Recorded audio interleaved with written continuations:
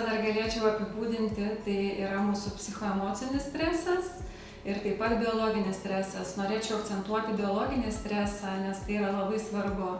Tai yra visi mūsų toksinai, tame tarpe ir dentaliai toksinai, dentalinės infekcijos. Tai yra nepakankamas mikro ir ultramikro maistinių medžiagų kiekis.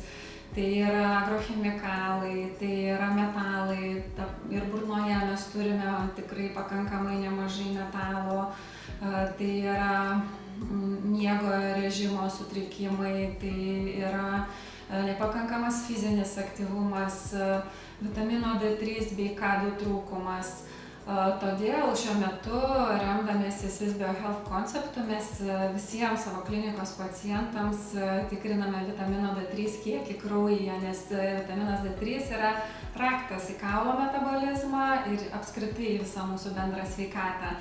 Šiuo metu mūsų statistika tokia, kad tik 1 iš 35 pacientų turi pakankamą vitamino D3 kiekį kraujyje, visi kiti likę yra stipriai žemiau normos, kai kurie net kritinėse ribose.